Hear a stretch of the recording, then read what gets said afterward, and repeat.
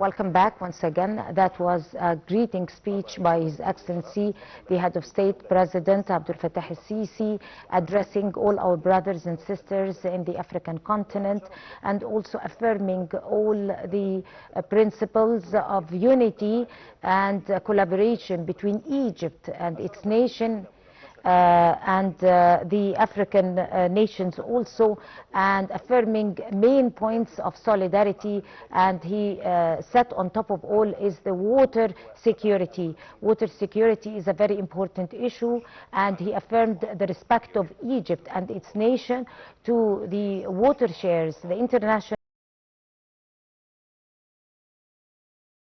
the interests of each country, with all respect of the safe and security and water security of each country. Also, he affirmed over the principles of collaboration and partnership between Egypt, the Egyptian nation, and the African nations. Also, the historical bond between Egypt, as it is deeply rooted in the African history.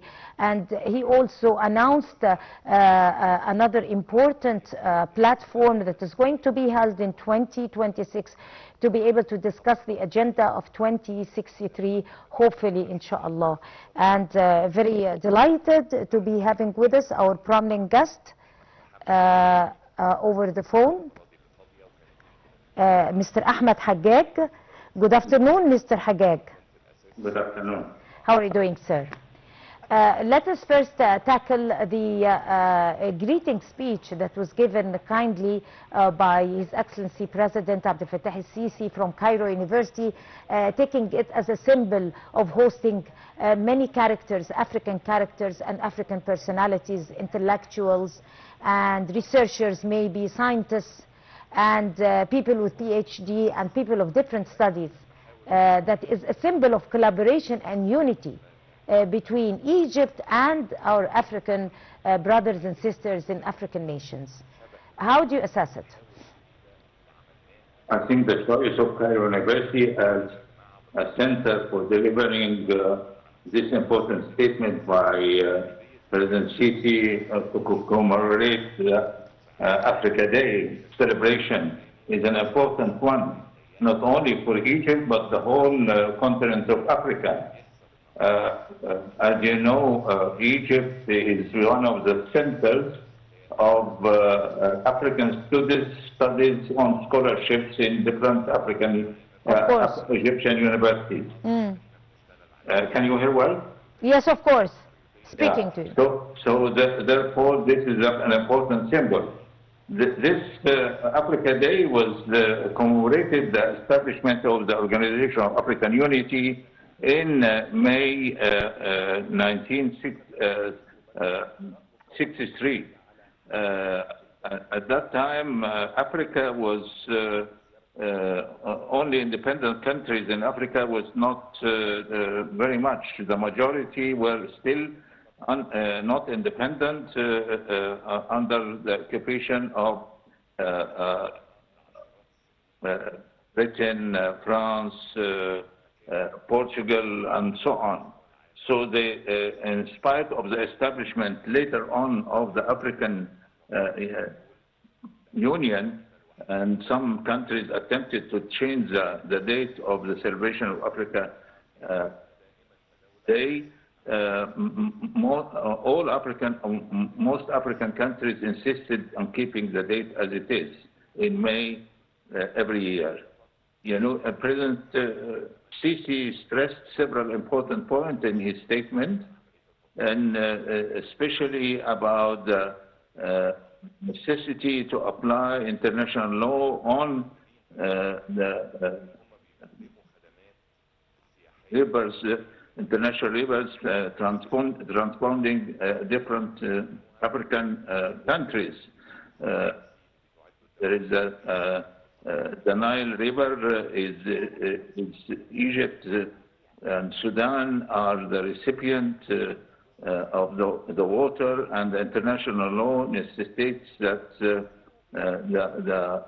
the country where the water is originating will not build any irrigation or water facilities without the full agreement and consultation of the recipient countries, which Ethiopia have not done so. So therefore, we insist that the international law will be applied in the case relating to the Nile River. I think Egypt is, sorry. Right. The President, His Excellency, he focused on many important issues regarding the momentum of nations. He focused over the agenda of 2063 and announced a collaborative meeting between our brothers and sisters, leaders of African countries, and all of those who are interested in a unified future that is basically dependent on our resources for the best interests of each country. How do you assess that interest on Egypt's part on unifying partnerships between our brothers and sisters of African nations for a prosperous nation and a prosperous future? Egypt was one of the major countries in inaugurating Agenda 60, the one who was mentioned by President Sisi, and therefore the hosting of by Egypt of an important meeting considering this blueprint, which is the focal point of collaboration among African countries and the aspiration of Africa in 2063. How Africa will reach full cooperation and exchange of services and commodities will be very important. Transportation and level of science cooperation is very important. That's why it is an important meeting which will be held next June here in Cairo. Right. And, yes, of course. Go ahead. Yeah. Therefore, I think it's one of the major ingredients in this important blueprint is inauguration of Africa as free trade area, which was inaugurated under the chairmanship of President Sisi when he was chairman of the African Union. And this is allowed not only Egypt, but all African countries to exchange services and commodities either with no custom duties at all or with reduced rates of custom duties. Right. Mentioning the African Union, as Egypt have attained the chairmanship in 2019, and again President Abdel Fattah el-Sisi is again affirming that the Egyptian-African partnership is based on commitment to continental peace, economic integration and sustainable development. In light of what's happening amongst crises, amongst all the challenges that are posing before the maritime corridors and all the misunderstandings and all the violations that are being taken around us in the world, but Egypt is keen on effecting steady and peaceful principles in order to attain partnership with its brothers and sisters in Africa. How important are these principles? Unfortunately, many African countries will be the first in the world to suffer from what's happening today in the brinkmanship between the United States and Iran, which is not affecting only the two countries, but affecting the whole world. This led to a steep rise in the price of oil, which is the engine for any development and progress. There are some countries in Africa which are producing oil, but the majority of African countries are importing oil from abroad. Therefore, Africa has to pay a steep price in order to manage to import this oil, which is necessary for its progress and development. This is one aspect. Africa has little resources which will afford it to buy oil at the prices which was prevailing before this present crisis. But now Egypt and Africa have bond of collaboration in many educational cooperation, industrial cooperation, and also in airlines. Egypt Air and other African airlines are connecting the African countries with a network of transport. But this is not enough. We have to establish maritime transport, since Africa has a long maritime shore, which will be very efficient in establishing maritime trades to increase the trade between African countries. Right, Ambassador Haggag, most importantly, President Abdel Fattah al-Sisi have raised his call on this very important occasion, which is Africa Day, to our brothers and sisters in Africa on a very important, let me say, speech or message that is full of awareness, that is not authoritarian, that is not based on only one side. He was calling for effecting unity and solidarity and partnership on equal interest, on equal foot, and securing the food security, water security for each country with equal share, with the respect of international law, securing beneficiaries for each country on equal foot. That was a call that carried a lot of messages that is unlike other countries now with conflicts worldwide, that is not basing its partnership on such principles.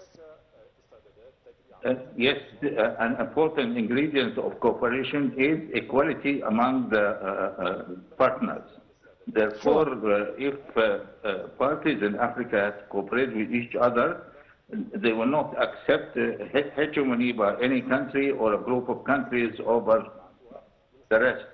Therefore, this egalitarian system is very important to present from the first moment. And I would like to mention another thing which is very important. Egypt ushered in the 70s of last century the Afro-Arab cooperation. As you know, 11 Arab countries are located in Africa. And Egypt hosted at that time a summit of African leaders and all Arab leaders to usher this important, which led to a flow of Arab investments in many African countries, increase importation and exportation between the two regions, and also regular consultation, trade conferences, and so forth. This is an important issue which is cementing cooperation between the Afro and Arab countries. Right. Let us talk honestly about how important is the partnership and solidarity with the African nations. First of all, the Nile Basin countries and the international shares of water, which is essential and historical between those countries, and the necessity of delivering those rights to each country.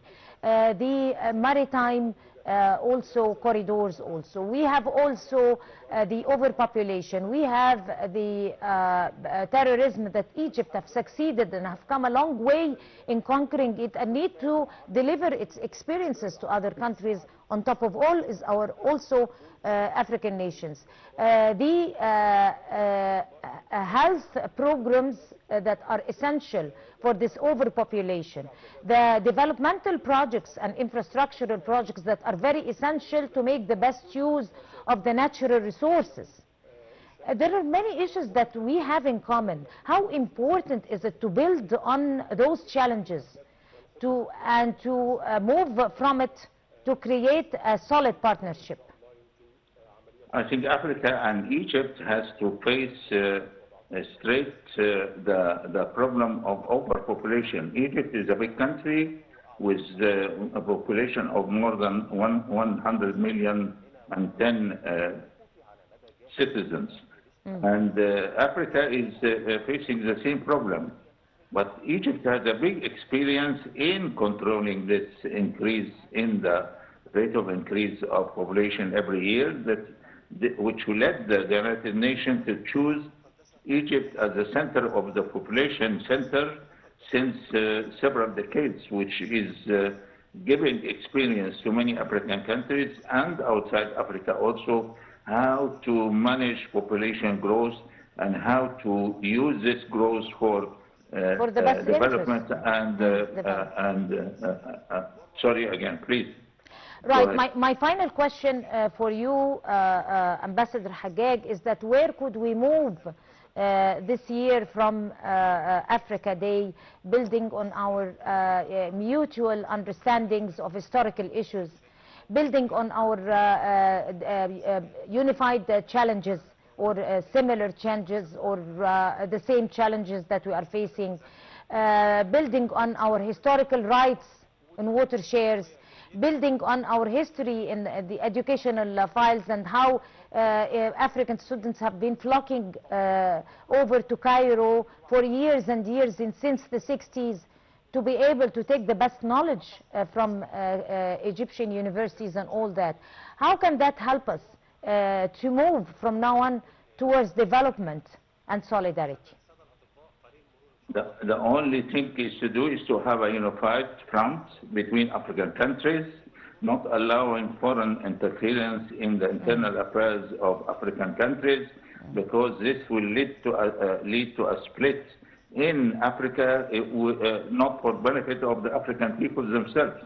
We have to keep close to each other, consult each other regularly, and implement what we decide in summits and ministerial meetings, and give precedence of Africa over other regions of the world. So that's all. Right. On that note, Your Excellency Ambassador Ahmad Haggag, former Assistant Secretary General of the African Union, I would like to thank you so much for giving us this valuable